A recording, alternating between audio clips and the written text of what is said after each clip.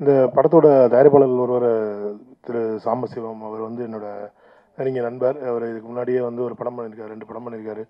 அடவின்னு ஒரு படம் ப்ரொடியூஸ் பண்ணி ரிலீஸ் பண்ணாங்க. இது 2வது படம்னு நினைக்கிறேன். இந்த படம் எடுத்துகிட்டு இருக்கும்போது என்கிட்ட வந்து ஒரு நாள் சொன்னார், இந்த மாதிரி பாதி ஃபுட்டேஜ் இருக்குது பார்க்குறீங்களா அப்படின்னா. நான் படம் பார்த்துட்டே இருந்தேன். அப்புறமேல் கேட்டேன், என்னங்க பேசிகிட்டே இருக்காங்க, யாரும் லேடிஸே இல்லை, ஹீரோயினே கிடையாது படத்தில் அப்படின்னேன். அவர் இல்லைங்க, நாங்கள் 5 பேர் தான், இது மட்டும் தான் நாங்கள் போயிட்டுருக்கோம் அப்படின்னாரு. அப்போ நான் அவர்கிட்ட ஒரு இன்சிடென்ட் சொன்னேன். இல்லைங்க, நாங்கள் சூதுன்னு ஒரு படம் எடுத்தோம். அதில் வந்து அந்த பொண்ணு வந்து கனவுல வருவாங்க அந்த படம். அப்போ நலன்ட்ட எப்படி நலன் இந்த மாதிரி கேரக்டர் எழுதுனீங்கன்னு கேட்டேன். அப்போ அவர் சொன்னார் என்கிட்ட வந்து, இல்லை சார் அந்த படத்தில் வந்து பூராமே கான்மேன்ஸு, அவங்களுக்கு நடுவில் ஒரு பொண்ணை என்னால் வைக்க முடியல, அதனால் நான் பொண்ணே இல்லாமல் தான் கதை எழுதினேன். அதை கொண்டு போய் சுந்தர் சி சார்கிட்ட படிக்க கொடுத்தேன்.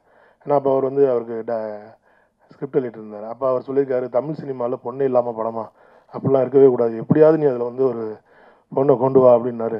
எனக்கு ஒரு வழி தெரியாமல் நாங்கள் அந்தமாதிரி கனவாக கொண்டு வந்தோம் அப்படின்னாரு. அதேமாதிரி நான் அவர்கிட்டையும் சொன்னேன், நீங்கள் வந்து நீங்கள் ஆட்டு படம் எடுங்க, நீங்கள் என்ன வேணாலும் படம் எடுங்க, ஆனால் அதை பார்க்க போகிற மனிதர்கள் வந்து சாதாரண மனிதர்கள், அது ஒரு காமன் பீப்புள். அவங்களுக்கு வந்து நீங்கள் ஒரு ஒரு பொழுதுபோக்கின் ஊடாக தான் நம்ம ஒரு கருத்தை சொல்ல முடியுமே தவிர, நம்ம ஒரு ரொம்ப சீரியஸான ஒரு படத்தை எடுத்து வச்சுட்டு நம்ம வந்து அதை ஒரு ஃபெஸ்டிவல் கைண்ட் ஆஃப் ஃபிலிம் எடுத்துகிட்டு நம்ம மெயின் ஸ்ட்ரீமில் கொண்டு போய் கொடுக்கும்போது அது வந்து அது என்ன மாதிரியான அதை ரிசீவ் பண்ணும் அப்படின்றதுல எனக்கு தயக்கம் இருக்குன்னா, நீங்கள் கொஞ்சம் ஜாக்கிரதை பண்ணுங்க அப்படின்னு சொன்னேன். பட் ஆனால் அவர் வந்து அவரோட எடுத்த முடிவில் வந்து ரொம்ப ஸ்ட்ராங்காக நின்று இந்த படத்தை டெலிவரி பண்ணியிருக்காங்க. வாழ்த்துக்கள் அவருக்கு, அவருக்கும் அவருடைய குழுவினர் இந்த படத்துக்கும்.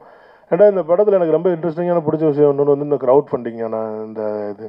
ஏன்னா இனிமேல் இன்றைக்கி இருக்க தமிழ் சினிமா சூழலில் இனிமேல் வந்து தனியான ப்ரொடியூசர்ஸ் அப்படின்றது வந்து இனிமேல் இருக்க மாட்டாங்கன்னு ஒரு 1-2 வருட காலங்களுக்கு அப்புறம் வந்து பார்த்திங்கன்னா இந்த தமிழ் சூழலில் வந்து இப்போ இன்றைக்கி இருக்கிற மாதிரி ப்ரொடியூசர்ஸ் அப்படின்னு பேர் சொல்லிட்டு இருக்க மாதிரி இன்றைக்கி யாருமே இருக்க மாட்டாங்க. இப்போ நீங்கள் சொல்கிறீங்க சிவி குமார் ப்ரொடியூசர்னு சொல்கிறீங்க, ஞானல் சார் சொல்கிறீங்க, தியாகராஜன் சார் இருக்காங்க, அந்த மாதிரிலாம் இருக்காங்க. பட் இன்னும் 2-3 வருஷங்களில் இந்த மாதிரி ப்ரொடியூசர்ஸ் அப்படின்னு சொல்கிறதுக்கு யாரும் இருக்க மாட்டாங்க. ஏன்னா இப்போ நீ ஹாலிவுட் படம்லாம் பார்க்குறீங்க, அதெல்லாம் வந்து பேனர் பேர் தான் சொல்லுவாங்க, வார்னர் பிரதர்ஸ், டிஸ்னி எடுக்கிறாங்க, மார்வல் எடுக்கிறாங்க அப்படின்னு. ஏன்னா தமிழ் சினிமா சூழலும் அந்த மாதிரியான ஒரு சூழலை நோக்கி தான் போயிட்டு இருக்கு. ஏன்னா இன்றைக்கி வந்து ஒரு சாதாரண அன்றைக்கி நானும் ரஞ்சித்துன்னு பேசிகிட்டு இருந்தோம்.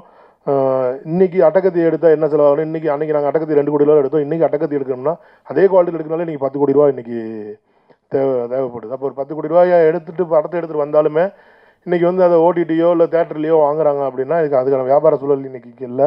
அப்போ 10 கோடி ரூபாயுமே ரிஸ்க் எடுக்கிற அளவுக்கு ஒரு ப்ரொடியூசரால் முடியுமா, தனியான ஒரு ப்ரொடியூசராக முடியுமானா இனிமேல் அதுக்கான சாத்தியக்கூறுகள் ரொம்ப ரொம்ப கம்மி. பட் ஏன்னா இந்த டீம் வந்து ரொம்ப ப்ரில்லியண்ட்டாக ஒரு விஷயம் பண்ணியிருக்காங்க. அதை க்ரௌட் ஃபண்டிங்கில் பண்ணியிருக்காங்க. ஒரு 10-15 பேர் சேர்ந்து அதை பண்ணியிருக்காங்க.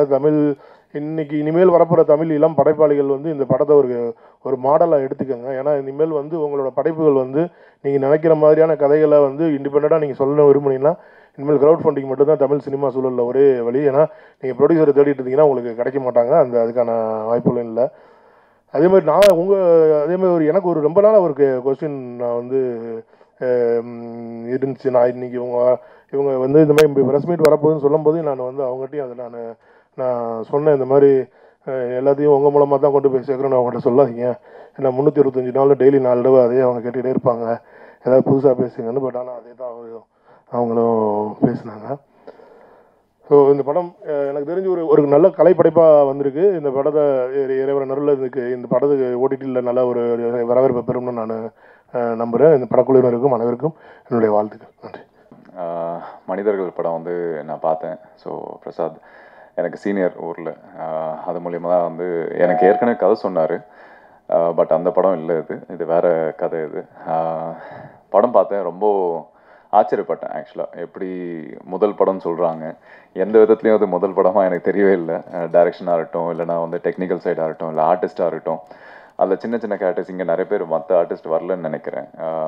ஒரு சின்ன சம்பளம் இருக்கும், அந்த வண்டியில் போயிட்டு இருக்கும்போது வழிப்பறி பண்ணுறதுக்கு ஒரு 4 பேர் வருவாங்க, அந்த கேரக்டர்ஸ் கூட வந்து ரொம்ப இம்ப்ரெஸ் பண்ணியிருந்தாங்க. ஸோ அந்த மாதிரி ஒரு எக்ஸ்பீரியன்ஸ்டு ஆர்டிஸ்ட் தான். நான் சினிமா கற்றுட்டு சினிமாவுக்கு வரல, இவங்க சினிமா கற்றுட்டு சினிமா வந்திருக்காங்க. ஸோ அந்த 10 வருஷம் டிஃப்ரென்ஸ் எனக்கும் உங்களுக்கும் அதுதானே தவிர வேறு எக்ஸ்பீரியன்ஸ் படி பார்த்தா I think we're all same. I guess like நான் 10 வருஷமாக இண்டஸ்ட்ரியில் இருக்கீங்க இல்லையா எல்லாருமே. ஸோ எனக்கும் அதே வயசு தான் சினிமாவில், நானும் அதே இடத்துல தான் நிற்கிறேன்னு நினைக்கிறேன். என்ன ஒரு விஷயம்னா, இப்போது வியாபாரம்னு வரும்போது அவங்க கேட்குற கேள்வி கரெக்டான விஷயம் தான். என்னென்னா தெரிஞ்ச ஆர்டிஸ்ட் வேணும் அப்படின்னு நினைக்கிறதோ, இல்லை தெரிஞ்ச டெக்னீஷியன்ஸ் இருக்கணும்னு நினைக்கிறதோ, அது அவங்க சைடில் இருக்கிற நியாயம். ஸோ எங்கள் சைட்லேருந்து பார்த்தீங்கன்னா, நான் இப்போது நிறைய படங்களுக்கு வந்து புதுமுக இயக்குனருக்கு வந்து வாய்ப்பு தந்திருக்கேன். ஆனால் சில நேரத்தில் நம்ம படம் ஆரம்பிக்கும் போதே நம்மளுக்கு தெரிஞ்சிடும் அந்த படம் எப்படி வரப்போகுது அப்படின்னு. இருந்தாலும் வந்து முழு நம்பிக்கையை போட்டு பண்ணும்போது சில நேரத்தில் அந்த படம் வந்து ரெக்கக்னைஸ் ஆக மாட்டேங்குது. ஸோ அந்த விதத்தில் இந்த சைடும் ஒரு ட்ராபேக் இருக்குது. ஸோ அதனால் நான் இங்கே தப்பு சொல்ல முடியாது. ஒரு சைட்லேருந்து பார்த்தா எல்லாருடைய ஆதங்கம் வந்து அவங்க சைட்லேருந்து பார்த்தா நியாயமாக தான் இருக்கும். ஸோ டெஃபினெட்லி இது நல்ல படைப்பு தான். ஸோ கண்டிப்பாக இது நல்லபடியாக பேசப்படும். இது சினிமாவா தியேட்டரா எப்படி பிஸ்னஸ் ஆகுதுன்னு எனக்கு தெரியாது. அண்ட் கண்டிப்பாக ஓடிடியில் வந்தால் எப்படியும் ஸ்லோ பிக்கப் ஆனாலுமே வந்து கண்டிப்பாக அந்த படம் பேசப்படும்னு எனக்கு தெரியும். ஏன்னா நம்ம ஒரு 10 வருஷம் 15 வருஷமாக வந்து சினிமா பார்த்துட்ருக்கோம். சினிமா சின்ன வயசுலேருந்தே பார்த்துட்ருக்கோம், இண்டஸ்ட்ரியில் இருக்கோம். ஸோ இதில் கற்றுக்கிட்ட விஷயம் என்னென்னா எது நல்ல படம் இல்லைன்னு நம்மளுக்கு அட்லீஸ்ட் பர்சனலாக தெரியும். நான் நடித்த படங்களாக இருந்தாலுமே நான் வந்து நல்ல கிரிட்டிக்காக தான் பார்ப்பேன். என்னோட படம்ன்றதால நான் பெருசாலாம் வந்து மார்க்கெட் பண்ண நான் ஆசைப்பட மாட்டேன். ஸோ நல்ல படம் பண்ணியிருக்கீங்க. பிரேக் கிடைக்கிறதுக்கு கண்டிப்பாக டைம் எடுக்கும். இல்லைனா இந்த படமே பெரிய வெற்றியாக கூட அமையும். அது நம்ம கையில் இல்லை. ஏன்னா இன்றைக்கி நிறைய படங்கள் எனக்கு கிட்டத்தட்ட ஒரு 6-7 படங்கள், ஒரு 2 வெப் சீரிஸ், இது எல்லாமே இன்னும் பெண்டிங்கில் இருக்குது. பெரிய பெரிய ப்ரொடியூசர்ஸ் தான், பெரிய பெரிய டைரக்டர்ஸ் தான். இருந்தாலும் அவங்களே வந்து சினிமா வந்து இன்றைக்கி என்னன்னு தெரியாமல் புரியாமல் இருக்காங்க. ஏன்னா இங்கே ஓடிடி பிளாட்ஃபார்மாக இருக்கட்டும், இல்லைனா மற்ற பிளாட்ஃபார்ம் தான் இருக்கட்டும், எல்லாருக்குமே வந்து ஒரு இனிஷியலாக வந்து சினிமா தான் இருக்குது. ஆனால் சினிமா வந்து பயங்கரமாக சப்ரெஸ் பண்ணி வச்சுருக்காங்க. ஸோ சொன்ன மாதிரி சிவி சார் சொன்ன மாதிரி ப்ரொடியூசர்ஸ் எல்லாமே வந்து ரொம்ப கஷ்டப்பட்டுட்டு இருக்காங்க, லாபம் பண்ணுறதுக்கோ இல்லை பிஸ்னஸ் பண்ணுறதுக்கோ. ஏன்னா எல்லா சைடு எங்கே போனாலுமே வந்து லாக் பண்ணி வச்சுருக்காங்க. ஏன்னா இவங்க ஃபஸ்ட்டு ஒரு கிங் மேக்கராக இருந்தாங்க. இன்னைக்கு இவங்கள வந்து ஒரு டெசிஷனுக்கு தள்ளப்பட வேண்டிய ஒரு சுச்சுவேஷனாக இருக்குது. ஏன்னா ஓடிடியில் வந்து ஒன்று ப்ராஃபிட் ஷேரிங், இல்லைனா வந்து ஃப்ரீயாக கொடுக்க சொல்கிறான்னு சொல்லி ரீசெண்டாக தனஞ்சயன் சார் கூட புலம்பிட்டு இருந்தார். So it's kind of hard situation. ஒரு டிரான்சிஷன் நடந்துட்டுருக்கு. கண்டிப்பாக இது எல்லாமே மாறும்னு நினைக்கிறேன். எங்கேயாவது நம்ம எல்லாருமே ஒரு டேர்முக்கு வந்து இது சினிமா ஹெல்த்தியாக இருக்கணும், மற்றவங்களை என்டர்டெயின் பண்ணணும், சினிமாவை வாழணும் அப்படின்றதுக்காக எல்லாம் சேர்ந்து உழைக்கணும்னு நான் நினைக்கிறேன். And all the best to the whole team and thanks for having me here. இந்த படத்துக்கு உண்டான சப்போர்ட் நான் என்ன பண்ண முடியும்னு எனக்கு தெரியல, but I been trying my best. அவங்களுக்கு பிஆர்லேருந்து, மார்க்கெட்டிங்லேருந்து, டிஸ்ட்ரிபியூஷன்லேருந்து எல்லாமே நான் ட்ரை பண்ணிட்டு இருந்தேன். நிறைய ஆர்டிஸ்ட் கேட்டாங்க கெஸ்ட்டாக வர முடியுமா அப்படின்னு. அந்த ஆப்ளிகேஷன் கொண்டு போய் என்னால் வைக்க முடியல, but definitely I try to push even more. கண்டிப்பாக நான் ட்ரை பண்ணுறேன். அண்ட் இது நல்ல படம். இந்த இன்டர்வியூவோ இல்லை இந்த வீடியோ, இந்த நான் பேசுகிற விஷயங்கள் எவ்வளோ பேர் பார்ப்பீங்கன்னு தெரில. பார்த்தீங்கன்னா கண்டிப்பாக அந்த படம் பாருங்கள். நான் சும்மா இந்த படம் ப்ரொமோஷனுக்காக வந்து ஏதோ பேசணுன்றதுக்காக பேசல. உண்மையாகவே இந்த படம் பார்த்துட்டு நல்லா இருக்குது, அந்த நல்லா இருக்குன்ற ஒரு விஷயத்தை உங்களுக்கு கொண்டு வந்து சேர்க்கணும் அப்படின்றதுக்காக இங்கே லைவாக நான் பேசிகிட்ருக்கேன். தயவு செஞ்சு பாருங்கள். இந்த மாதிரி நல்ல படங்களுக்கு சப்போர்ட் பண்ணுங்கள். Thank you so much. எங்களுடைய குழு மீது மிகுந்த நம்பிக்கை வைத்து எப்போவுமே ஒரு பாசிட்டிவாக எங்களுக்கு நிறைய ஐடியா சொல்லக்கூடிய சிவி குமார் சார், அவருக்கு ரொம்ப நன்றி இங்கே வந்திருக்கிறதுக்கு. அப்புறம் சந்தோஷ் பிரதாப் சார், அவரும் படம் பார்த்துட்டு ரொம்ப ரொம்ப நம்பிக்கையோடு பேசினாங்க. நிறைய சினிமாவில் இருக்கக்கூடிய இயக்குநர்கள் நிறைய பேருக்கு படத்தை பற்றி சொல்கிறாங்க, இந்த மாதிரி ஒரு சின்ன டீம் இருக்குது அப்படின்னு சொல்லி ஒரு பாசிட்டிவாக எல்லாருக்கிட்டையும் எடுத்துகிட்டு போகிறாங்க. அவருக்கு ரொம்ப நன்றி வந்திருக்குது. அப்புறம் எங்களுடைய மற்ற எல்லாமே நாங்கள் எல்லாம் ஒரு குடும்பம் மாதிரி தான். மற்ற எல்லாருக்கும் நன்றி. இந்த படம் வந்து பேசுகிறதுக்கு சரி ஏதாவது எழுதலாம், பயிற்சி போய் எடுத்துகிட்டு வரலாம் அப்படின்னு நினச்சேன். ஆனால் அது கூட சுத்தமாக நேரம் இல்லை. எல்லாருமே எல்லா வேலையும் பார்த்து தான் இந்த படத்தை பண்ணோம். ஒரு ப்ரொடியூசர் மாதிரி இல்லாமல் டைரக்டர் அப்படி அந்த மாதிரி இல்லை எங்களுடைய குழு. ஒரு உதவி இயக்குனர்லேருந்து ஒரு ப்ரொடியூசர் வரைக்கும் எல்லாருமே எல்லா வேலைகளையும் பார்த்து ஒரு குடும்பம் மாதிரி ஒரு கூட்டு உழைப்பில் தான் இந்த மனிதர்கள் திரைப்படம் வந்து உருவாகியிருக்கு. இதில் வந்து சிலருக்கு நான் முதல்ல நன்றி சொல்லிடுறேன். இந்த கதை வந்து எப்படி உருவாச்சு அப்படின்றத நான் சொல்லணும். எங்களுக்கு வந்து பொதுவாக வந்து பெரிய ஆடம்பர படங்கள் பண்ணுறதுல வந்து ஆரம்பத்தில் ஒரு ஈர்ப்போ உடன்பாடோ இல்லாமல் இருந்தது எங்களுடைய குழுவுக்கு. நாங்கள் வந்து ஓவியக் கல்லூரியில் பெயிண்டிங் முடித்த ஃப்ரெண்ட்ஸ் எல்லாருமே. அப்போ கல்லூரி காலத்திலேருந்து சினிமாவை பற்றின விவாதங்கள், உரையாடல் எல்லாமே வந்து எங்களுக்குள்ளே ரொம்ப தீவிரமாக இருந்துகிட்டு இருந்தது. அப்போ இருந்தே நம்ம வந்து படம் பண்ணணும், அதை பற்றின பேச்சுகள் வந்து இருந்துகிட்ருக்கோம்.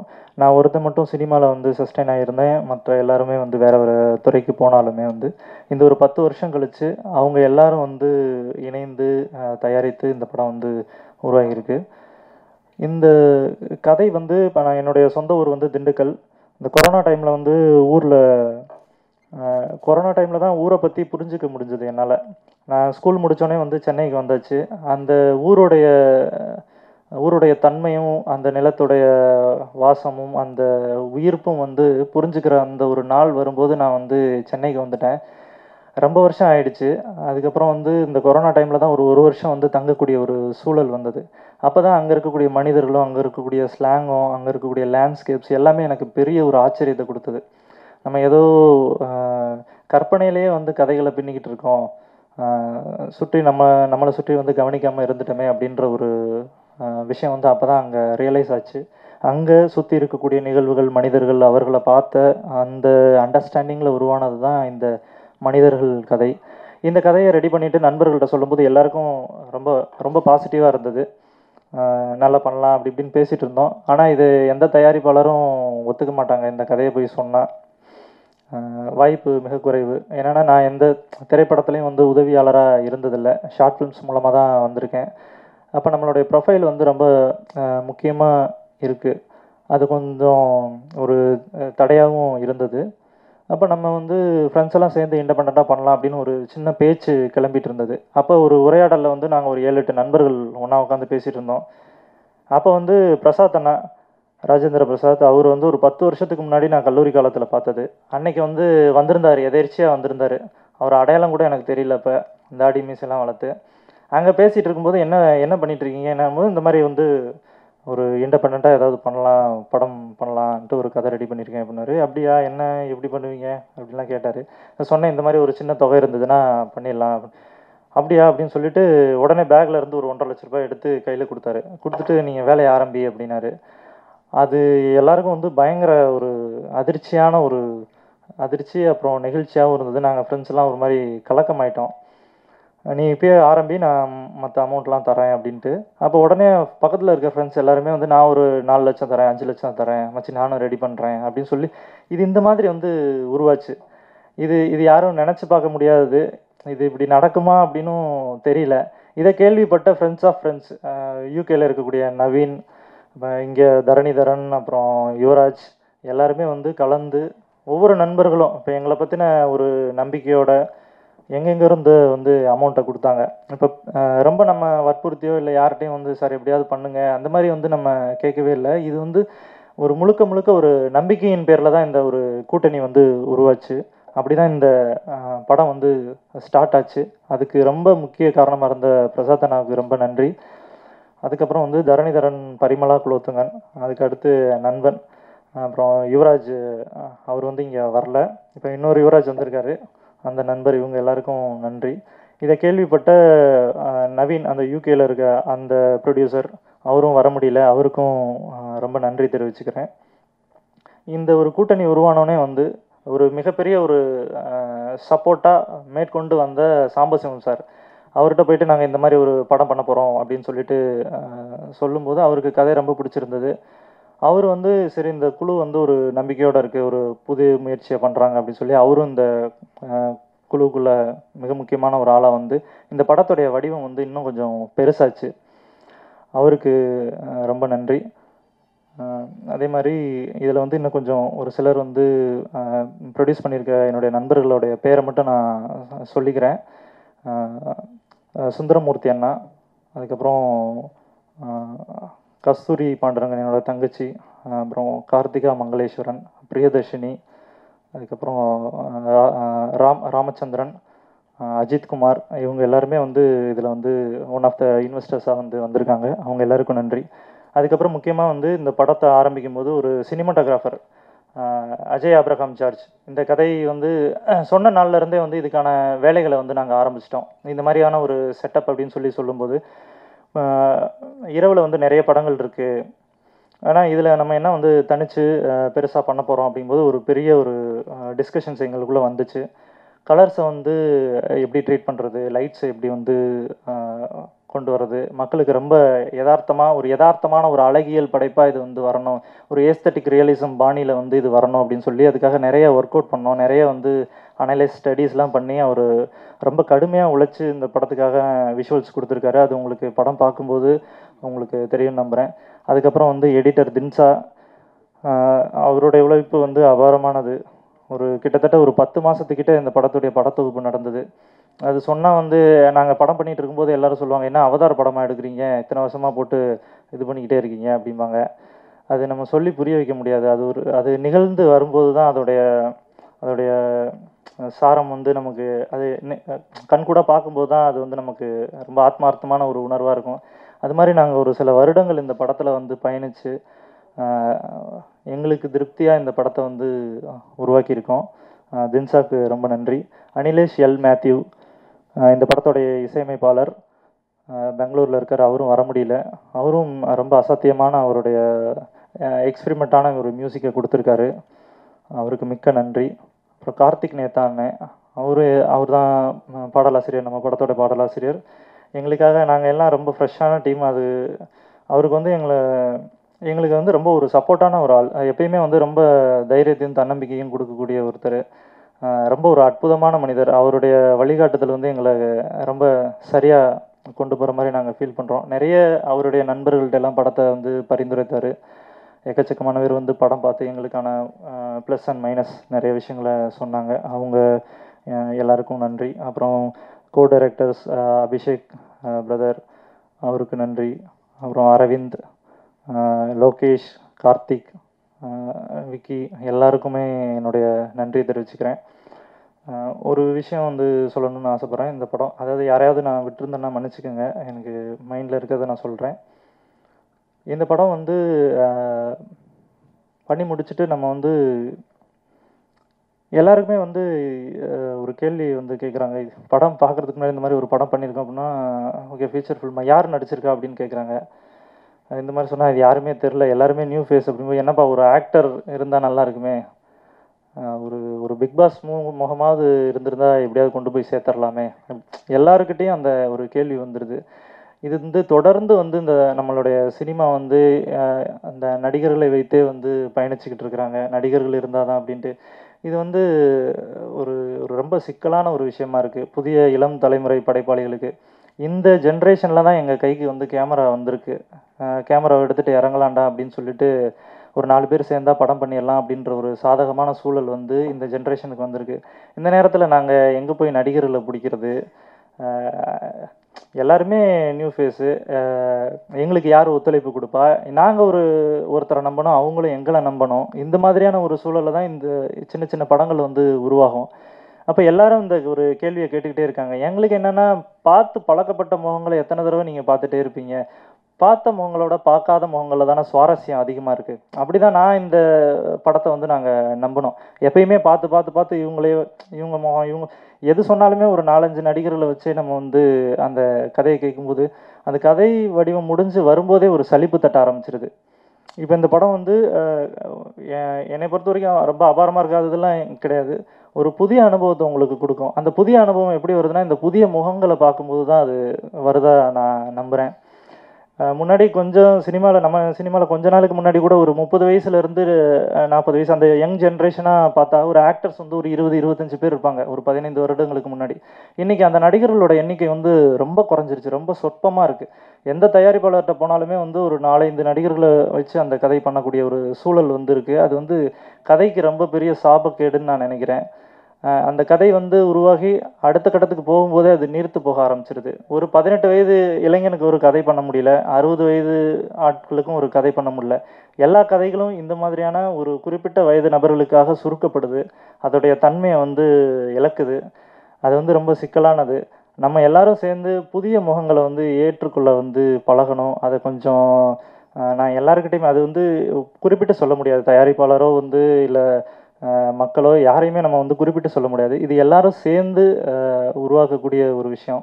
இது மாதிரி தான் நடிகர்கள் மாதிரி எல்லாரையுமே, இயக்குனர்கள் எல்லாரையுமே நான் சொல்கிறேன். அது வந்து ஒரு ஹெல்த்தியான ஒரு விஷயமா இருக்கும் நினைக்கிறேன் திரைப்படத்துறைக்கு.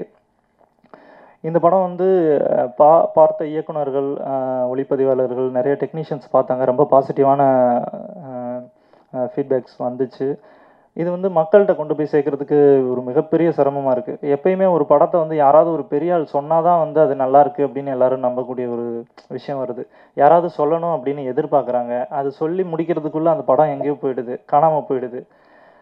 அந்த மாதிரி வந்து நம்மளுடைய படம் எடுக்கக்கூடாதுன்னு நினைக்கிறேன். நாங்கள் வந்து எப்பயுமே ஒரு ஓவியக் கல்லூரின்றனால இந்த திரைப்படம் வந்து ஒரு கேன்வாஸில் எப்படி நாங்கள் பெயிண்டிங் பண்ணுவோமோ அது மாதிரி எங்களுடைய எண்ணத்தை வந்து ஒரு திரைப்படமாக வடிக்கணும் அப்படின்னு சொல்லி உருவாக்குனது தான் இந்த மனிதர்கள் திரைப்படம். இதில் வந்து எந்த ஒரு சமரசமோ தலையீடுகளோ வந்து பெருசாக இல்லை. எல்லாருமே நண்பர்களாக இருந்தனால அந்த ஒரு விஷயம் அமைஞ்சது எங்களுக்கு. அது ரொம்ப முக்கியமான விஷயம். எப்போ அதாவது ஓவியத்துறையிலேருந்து வந்தனால நான் சொல்கிறேன், என்னுடைய பாயிண்ட் ஆஃப் வியூ என்னென்னா, ஒரு ஓவியம்னா அதை நாங்கள் மாஸ்டர்ஸை வந்து ஃபாலோ பண்ணுவோம். மாஸ்டர்ஸை வந்து அந்த படைப்பை காட்டணும் அப்படின்ற மாதிரி நினைப்போம். அது மாதிரி தான் நாங்கள் வந்து இந்த திரைப்படத்தையும் வந்து ஒரு மாஸ்டர்ஸ் பார்த்தா நல்லாயிருக்கும். ஏன்னா எங்களுக்கு சினிமா பின்புலம் எதுவுமே கிடையாது, யாருக்கும் யாரையும் தெரியாது. எப்பயுமே வந்து ரொம்ப சிரமப்பட்டு தான் முயற்சி பண்ணுறோம். எங்களுடைய ஒரு வேண்டுகோள் என்னென்னா, திரைத்துறையில் இருக்கக்கூடிய மாஸ்டர்ஸ் அவங்க வந்து எங்களுடைய படத்தை பார்க்கணும் அப்படின்னு நான் விரும்புகிறேன். அதை உங்கள் வழியாக வந்து சொன்னால் வந்து அவங்களுக்கு போய் சேரும் அப்படின்னு நினைக்கிறேன். ஏன்னா யாரையும் ஈஸியாக என்னால் தொடர்பு கொள்ள முடியாது, அது தவறு கிடையாது. அப்போ இந்த மாதிரியான ஒரு பெரிய இயக்குனர்களோ பெரிய நடிகர்களோ திரைத்துறையில் முக்கியமாக இருக்கக்கூடிய கலைஞர்கள் வந்து மனிதர்கள் திரைப்படத்தை பார்த்து அதை பற்றின கருத்துக்களை பகிர்ந்தால் அது இன்னும் கொஞ்சம் மக்களுக்கு கொண்டு போய் சேர்க்க முடியும், நிறைய மக்களுக்கு. அதை உங்களோட வாயிலாக நான் கேட்டுக்கிறேன். எல்லாருக்குமே ரொம்ப நன்றி. ஊடகத்துறை நண்பர்கள் அனைவருக்கும் இது மக்கள்கிட்ட கொண்டு போய் சேருங்க. தேங்க்யூ. கொஞ்சம் பொறுமையாக இருங்க, ஏன்னா நடிகர்களை பற்றி நான் குறிப்பிட்டு பேசாமல் விட்டுட்டேன். ஏன்னா ரொம்ப அபாரமான பயங்கர கடுமையான உழைப்பு வந்து கொடுத்துருக்காங்க. நீங்கள் படம் பார்த்தீங்கன்னா தெரியும், ரொம்ப சகதியிலையும் மழையிலையும் இவங்க வந்துட்டு அந்த ஒரு 40 நாள் கழித்து திண்டுக்கல்லேருந்து கிளம்பும்போது என்னோடய குடும்பத்தாரே ரொம்ப வேதனைப்பட்டாங்க இவங்கள பார்த்து. யாரா இவங்க இந்த பசங்களை பிடிச்சிட்டு வந்து இவ்வளோ வதச்சிட்டிங்களே அப்படின்ற மாதிரி. இது வந்து நீங்கள் படம் பார்க்கும்போது உங்களுக்கு ரொம்ப தெரியும் எவ்வளோ கடுமையாக உழைச்சிருக்காங்கன்னா. அவங்க எல்லாருக்கும் ரொம்ப நன்றி. அதுக்கப்புறம் வந்து இந்த படம் வந்து ஒரு தியேட்டர் எக்ஸ்பீரியன்ஸுக்கான ஒரு ஃபில்மாக தான் நம்ம பண்ணியிருக்கோம். ஒரு சின்ன படமாக இருந்தாலுமே வந்து சவுண்ட் டிசைன்லேருந்து கிரேடிங் எல்லா விஷயமுமே வந்து ரொம்ப மெனக்கெட்டு தியேட்டரில் ஆடியன்ஸ் பார்த்தா இது நல்லாயிருக்கும், நல்லா இருக்கணும் அப்படின்னு சொல்லி தியேட்டர் எக்ஸ்பீரியன்ஸுக்கான ஃபில்ம் வந்து குறைஞ்சிக்கிட்டே இருக்குது, உலக அளவில் வந்து குறைஞ்சிக்கிட்டே இருக்குது. எல்லாருமே வந்து இதை வந்து அப்புறம் பார்த்துக்கலாம் அப்படின்னு விட்டுறாங்க. அந்த மாதிரி வந்து கொஞ்சம் மக்கள் வந்து தவிர்க்க வேணாம். ஒரு நல்ல ஒரு எக்ஸ்பீரியன்ஸ் இந்த ஃபில்ம் வந்து கொடுக்கும்னு நினைக்கிறேன். அதுக்காக தயவு செஞ்சு எல்லோரும் வந்து தேட்டரில் வந்து பார்க்கலாம். அதே மாதிரி வந்து இந்த படத்தை வந்து டிஸ்ட்ரிபியூட் பண்ணக்கூடிய ஜெனரஸ் என்டர்டெயின்மெண்ட் அவங்க நல்லபடியாக வந்து, அதாவது ஒரு சின்ன அளவில் இருந்தாலும் இதன் மீது வந்து ஒரு நம்பிக்கை வைத்து இதை எல்லா பக்கமும், அதாவது இன்றைக்கி பெங்களூர்லேயும் மைசூர்லேயும் வந்து 20 ஸ்க்ரீன்ஸுக்கு மேலே வந்து இந்த படம் ரிலீஸ் ஆகுது. இது வந்து எத்தனை தேட்டர், ஒரு 5 தேட்டர் கிடைக்குமா, அதாவது தமிழ்நாட்டில் ரிலீஸ் பண்ணுறதுக்கே அப்படின்ற மாதிரி தான் இந்த படத்தை வந்து கேட்டாங்க.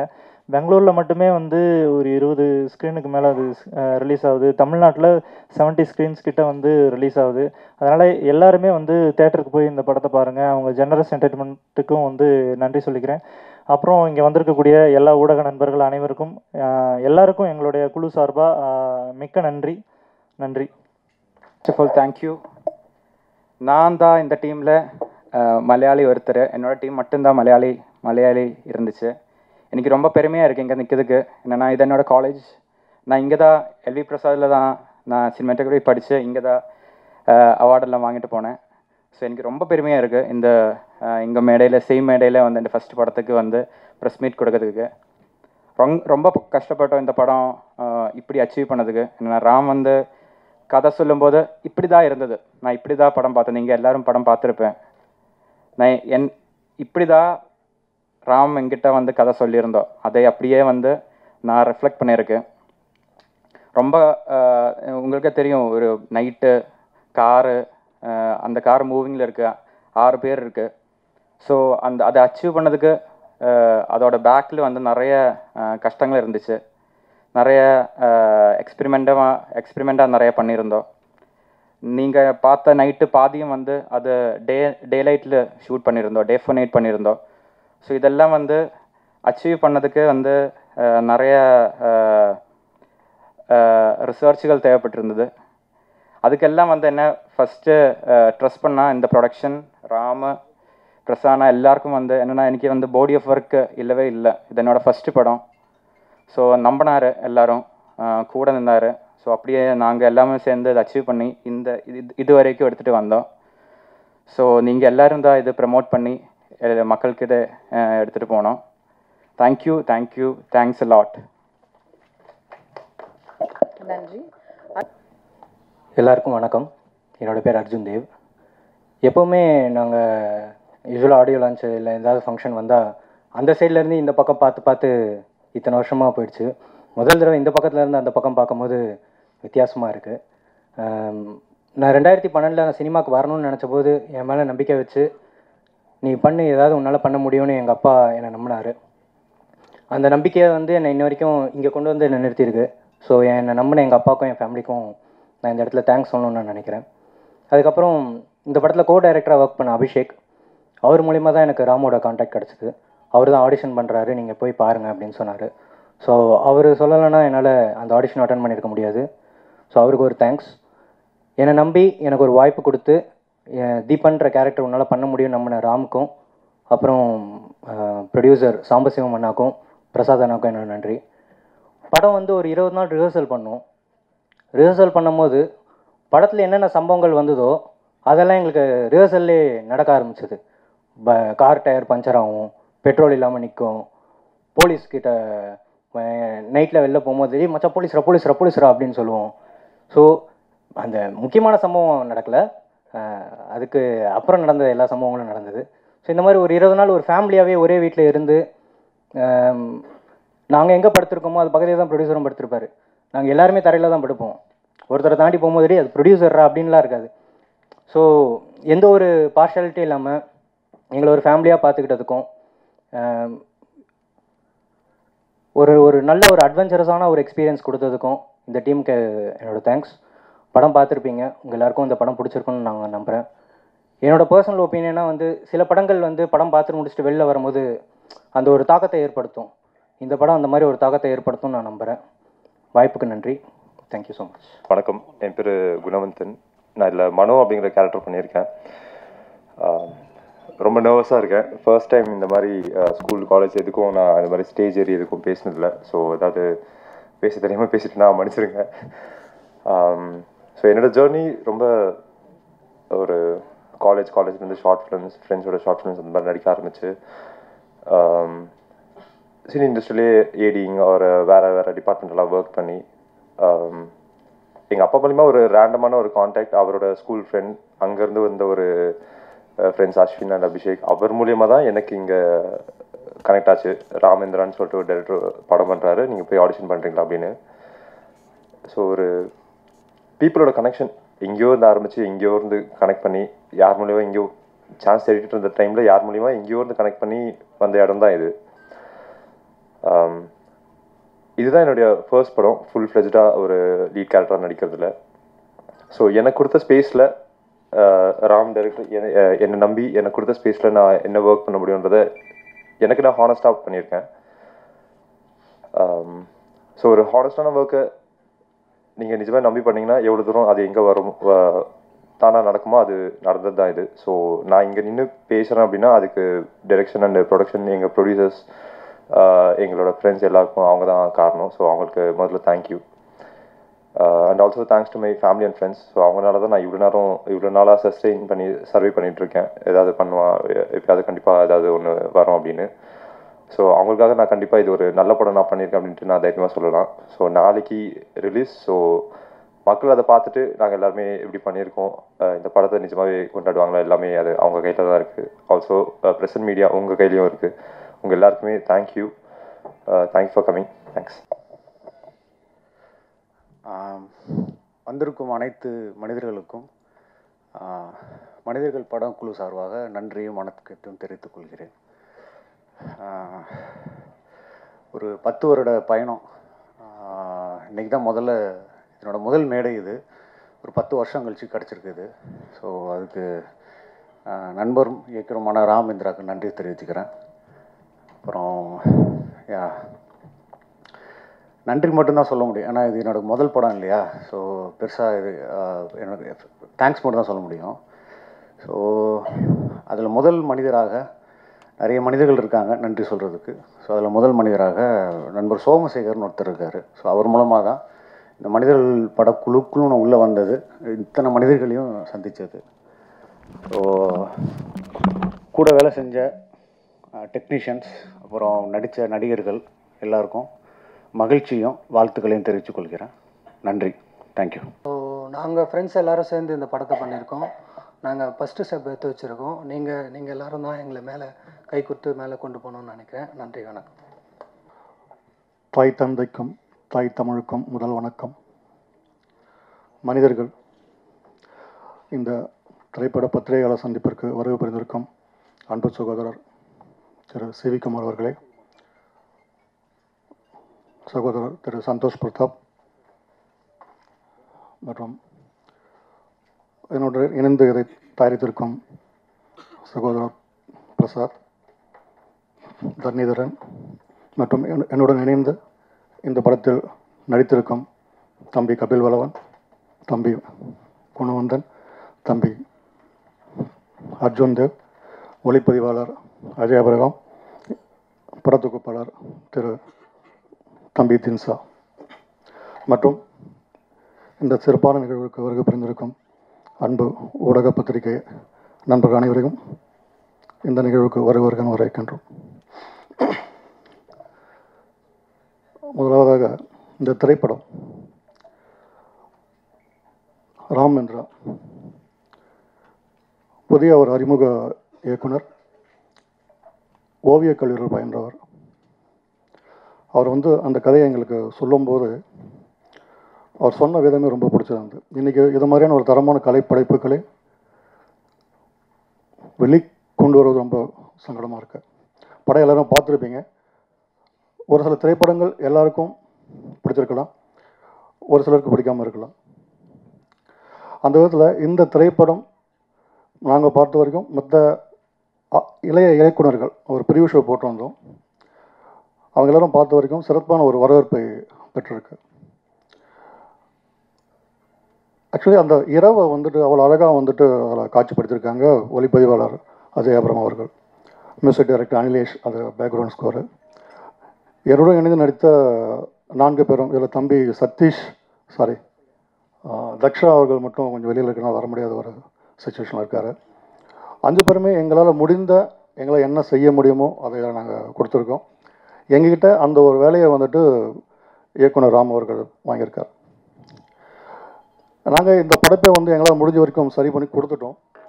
இது மேற்கொண்டு இந்த படைப்புகளை வெளியே கொண்டு போயிட்டு சேர்க்க வேண்டிய பொறுப்பு உங்களோட தான் இருக்குது. பொதுவாக எங்களுக்கு ஒரு சின்ன வயசு குழந்தை ஒரு தேவை இருக்குன்னா அவங்களுடைய அம்மா அப்பாட்ட தான் கேட்பாங்க. அதே அந்த குழந்தை வெளியே வளர்ந்து வரும்போது அவங்களுக்கான ஒரு தேவை இருக்கும்போது அவங்களோட கஷ்ட நஷ்டங்களை சொல்கிறதுக்கு நண்பர்கள் இருப்பாங்க. எங்களை போன்ற புதிய ஒரு வரவுகள் எங்களுடைய கஷ்ட நஷ்டங்களையும் எங்களுடைய தேவைகளையும் சொன்னால் கேட்குறதுக்கு நீங்கள் மட்டும்தான் இருக்கீங்க. ஸோ உங்களால் மட்டும்தான் எங்களை மாதிரியான ஆட்களை வெளியே கொண்டு போக முடியும். இப்போ இன்றைக்கி இருக்கிற காலகட்டங்களில் ஒரு படம் பண்ணி அதை வெளியே கொண்டு வரது எவ்வளோ சிரமன்றது உங்களுக்கு எல்லாருக்குமே தெரியும். நம்ம பண்ணுற எல்லா திரைப்படைப்புகளும் சூப்பர் ஹிட்டாகவும் ஆகிறதில்ல, பார்க்குற எல்லாருக்கும் பிடிக்கிறதாகவும் நம்ம சொல்லிக்கிறதுக்கு இல்லை. ஸோ அந்த வகையில் இன்றைக்கி பார்த்திங்கன்னா ஒரு பெரிய நட்சத்திரங்களுக்கான ஊடக வெளிச்சன்றது இன்றைக்கி ரொம்ப அவசியமற்ற ஒன்று. ஏன்னா அவங்க ஏற்கனவே வெளியே வந்துட்டாங்க. இது போன்ற இளையவர்கள் வெளியே வரணும்னா அது உங்களோட சப்போர்ட் தான் எங்களுக்கு வேணும். இந்த படம் பார்த்திங்கன்னா திண்டுக்கல்லில் ஷூட் பண்ணோம். ஒரு நைட்டில் நடக்கிற அந்த கதை கிட்டத்தட்ட 25 நாள் அங்கே ஷூட் பண்ணி 20 நாள் ஷூட் பண்ணோம். ஆனால் அதுக்கு 20 நாள் அங்கே ரிஹர்சல் பண்ணோம். எங்களுக்கு யாருமே தெரியாது, எங்களுக்கு யாருமே அறிமுகம் கிடையாது. ஒரு 20 நாள் தனியாக ரிஹர்சல் பண்ணதுனால தான் ரிஹர்சல் பண்ணிங்கன்னா ஒரு இடத்துல மட்டும் இல்லை. அது இந்த ரிஹர்சல் எங்கெங்கே லொக்கேஷனில் இங்கே ஃபிக்ஸ் பண்ணியிருந்தாங்களோ அந்த லொக்கேஷன் தான் அந்த நேரத்தில் போயிட்டு இது பண்ணோம். ஸோ அதனால தான் நாங்கள் அடுத்தடுத்து எங்களை ஷூட் பண்ணும்போது ப்ராப்பராக பண்ண முடிஞ்சது. ப்ராப்பராக பண்ணியிருக்கோம் நம்புகிறோம். மேலும் இன்றைக்கி பெரிய பட்ஜெட் படங்களுக்கு இருக்கக்கூடிய அந்த ஒரு வரவேற்பு இந்த எங்களை மாதிரியான சின்ன பட்ஜெட் படங்களுக்கு வரவேற்பு ரொம்ப கம்மியாக இருக்குது. மக்கள்கிட்ட கொண்டு போய் சேர்த்துட்டாலுமே அவங்க திருப்பி கொடுத்துருவாங்க, சரியாக இருக்கா சரியா இல்லையான்னு சொல்லிட்டு. இப்போ சமீபத்தில் பார்த்தீங்கன்னா ஒரு சின்ன ஒரு ஆதங்கம், நான் யாரும் தவறாக எடுத்துக்க வேண்டாம். ஒரு சமீபத்தில் பார்த்தீங்கன்னா ஒரு பெரிய படம், ஸோ பாகுபலின்னு வச்சுக்கோங்களேன், ஒரு பெரிய படம் டெக்னிக்கலாக எந்த ஒரு குறையும் கிடையாது, ஃபஸ்ட் கிளாஸான ஒரு வரவேற்பு தான். பட் அதே மாதிரியான படம் தான் யாத்திஸ்னு ஒரு நம்ம தமிழ் படம் தமிழ் மன்னரை பற்றின ஒரு படம் வந்தது. ஸோ ஒரு வாரத்தில் கொஞ்சம் வெளியே போயிடுச்சு அது. ஸோ அது எங்கே நடக்குது, எங்கே தப்புன்றது எங்களுக்கு சரியாக தெரியல.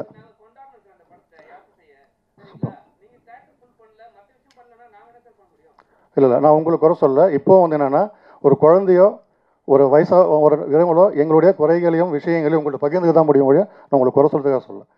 அப்போ தேட்டர்னா அடுத்து அதை சொல்ல வரேன். இப்போது மவுத் டாக் வச்சு தான் படத்துக்கு போகிறோம், பேப்பரில் பார்த்து படத்துக்கு போகிறோம். இதுக்கு அடுத்து அந்த படத்தை கொஞ்சம் நிற்க வச்சுருந்தாங்கன்னா இன்னும் கொஞ்சம் நல்லா போயிருக்குன்றதுக்காக நான் சொல்ல வரேன். தவறாக எதுவும் சொல்லலை, தவறாக புரிஞ்சுக்க வேண்டாம். சரிங்களா? ஒரு சின்ன ஒரு ஆதங்கம் தான். இப்போ மனிதர்கள் வந்திருக்கு, எங்களுக்கு பிடிச்ச நிறைய பேர் வரவருக்கு பிடிச்சிருக்கு. மக்கள்கிட்ட போய் சேர்ந்துட்ட பிறகு அவங்க வந்துட்டு அதை எடுத்துக்கிறாங்களா இல்லையான்றது அவங்களுடைய தனிப்பட்ட விருப்பம் தான். நம்ம யாரையும் வந்து திணிக்கவும் முடியாது.